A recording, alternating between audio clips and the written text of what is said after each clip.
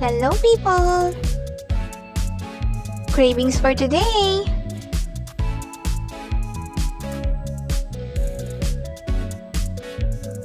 Crispy dinuguan!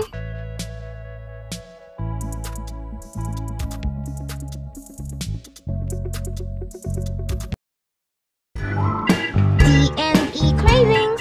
Like and subscribe! Welcome and welcome back to our channel. At ayan na nga mga ka-cravings, ngayon nga magluluto tayo ng crispy dinuguan. At ito na nga, nailaga na natin ang bituka ng baboy. May kasama nga itong tampalin. Bali, ang iluluto nga natin dinuguan na yan, iluluto ni Jowa na dinuguan, ang mga nakalagay dyan na included na parts ay meron yung tampalin, tumbong, ulaklak, at saka tokong ng baboy. So, ayun na nga, nalaga na to, nalinis na. Katulad ng paglilinis, ilalagay ko na nga lang ang link sa description box para sa paano linisin ang bituka ng baboy, ganon mga cravings. At ito na nga yun, nalaga na siya at ayan, malambot na. Hihiwain lang na ganyan lang ang paghiwa sa ginagawa ni Jowa. So, ito yata ay ito na yung mga bituka or ito na yung tumbong, ganon. Hindi na sure ang lola nyo. Kasi taga-video lang po ako dito. Jowa po ang nagluluto niyan. At ayan na po ang ingredients. Ayan na po ang sibuyas, siling pula, siling green, at saka syempre may bawang. Yung ibang ingredients na lalagay ko na lang mamaya. Pakikita nyo naman pag niluto na.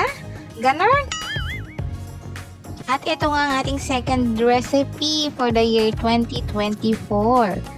So, ito nga, meron na tayong pinaputok na dinuguan. So, this time naman, meron tayong crispy dinuguan. So, ito nga, ganun din naman yung procedure, pero mas aanuhin natin siya. Mas palulutungin ni Jowa ito. Kasi masarap nga itong pangpulutan. Pero pwede din tong iulam mga cravings. Masarap ding ulam ito. Perfect nga lang siya talaga sa pulutan. Alam mo yun, pag nagiinuman kayo ng mga Red Horse, ganun. O kahit hindi Red Horse, kahit anong alak dyan, sasarap kapag ganito ang pulutan mo mga cravings.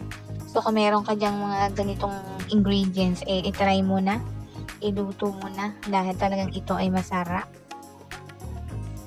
At kung medyo naiinip ka na nga ka-cravings sa matagal na paghihiwa-hiwa nito, pinas forward na nga ng lola nyo para hindi kayo mainip masyado. Pero talagang ganun, kailangang ipakita ko sa video kung paano niya hiniwa lahat yan, ganun. So, kung naiinip ka na, skip mo na lang to at doon ka na sa part kung saan nagigisa na, ganun. Madali lang naman ang recipe na to, madali lang lutuin at alam na alam to ng mga mahilig uminom dyan. Kasi nga, masarap tong pulutan.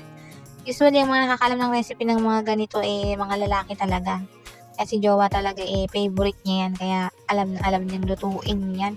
Na-master niya na ang pagluluto ng dinuguan. So, ayan, naglagay na nga siya ng dyan.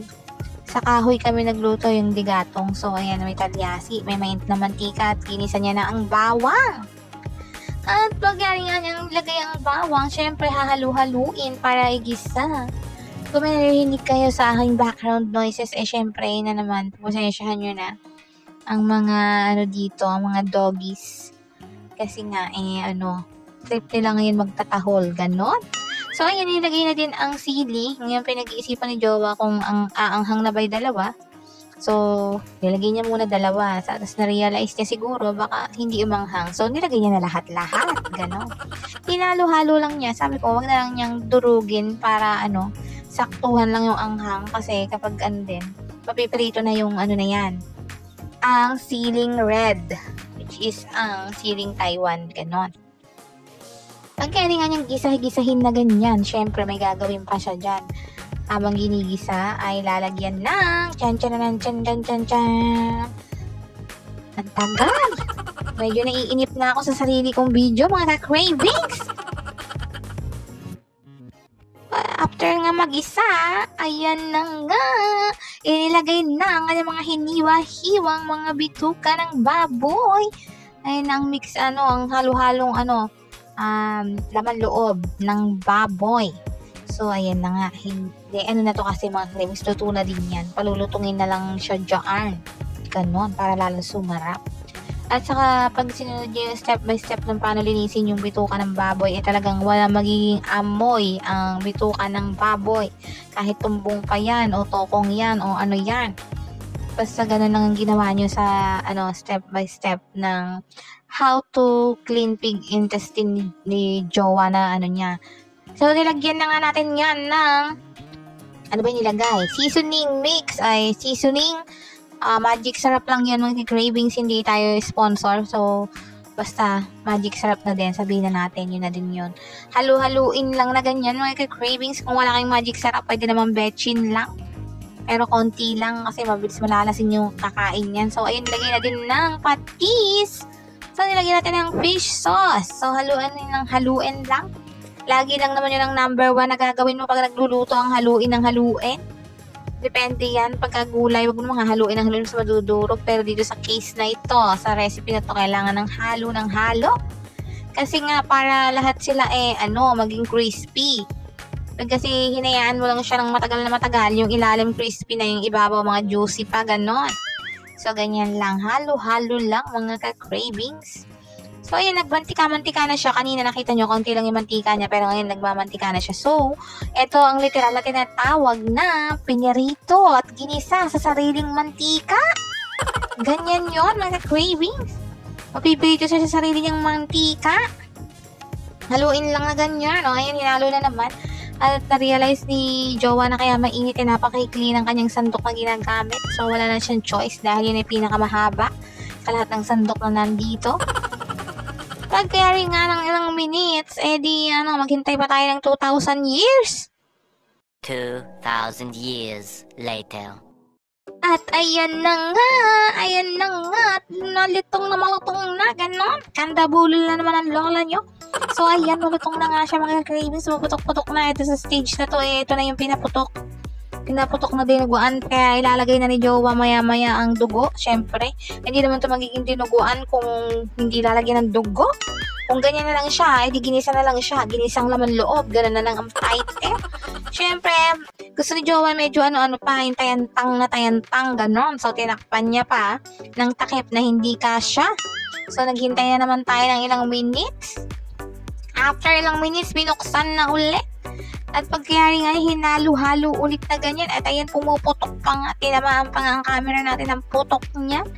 Pumutok-putok pa. Yung mga, syempre, yung pumuputok na yung mga cravings, ayun yung mga, yung bulaklak. Yung bulaklak ng baboy. Saka yung, yung chisra yung bulaklak. Saka yung mga tampalin kasi mga mataba-taba yun. Kaya siya nagmantika. Ganon. So, yun ang source ng oiliness nitong ating, ating crispy dinuguan. So, syempre, para makompleto ang ating dinuguan, ano pa bang ilalagay?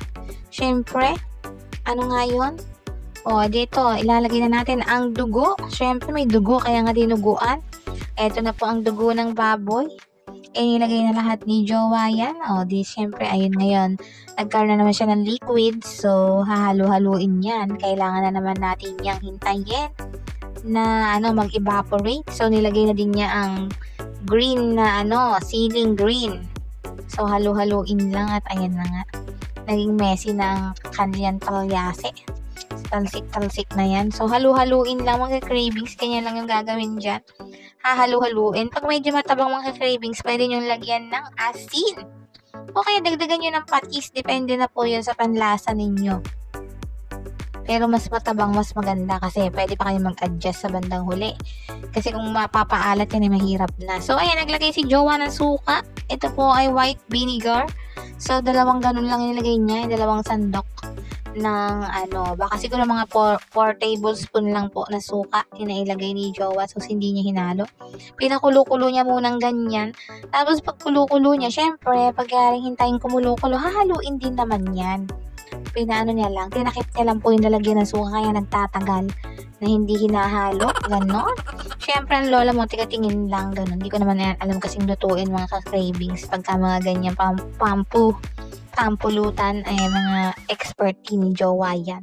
So, ayan, halu-haluin na lang na ganon. Pag kaya rin kumulo-kulo at itakip na ang bote ng suka, ay haluin nyo na uli. Back to cooking na uli, ganon. So, ayan, hinahalo niya ang gilid-gilid. Ito nga ay masarap talaga. Masarap magluto talaga pag dito sa kahoy.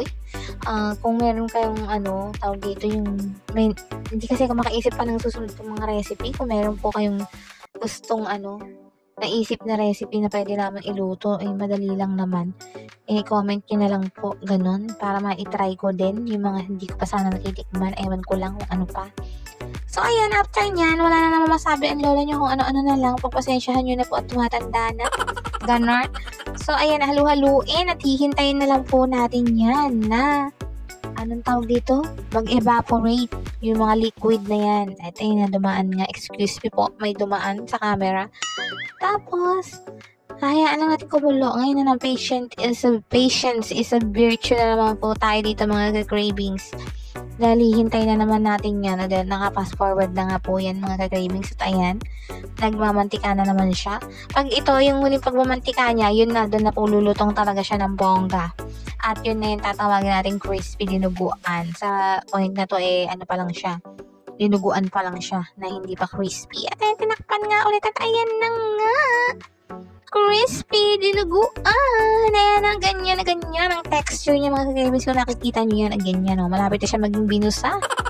Montik-montik. Konting-konti na lang pagkamala mo tong cornic na binusa. Ganon siya kalutong. At eto na nga. Luto na. Kain tayo mga ka-cravings. At ayan na nga po makikita nyo. Ayan, ganyan siya kalutong mga ka-cravings. Sinala namin yan. Tinanggal namin yung mantika para hindi sobrang oily.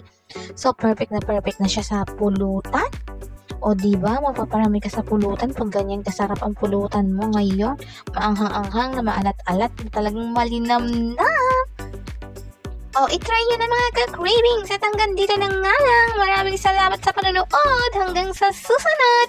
Like and subscribe.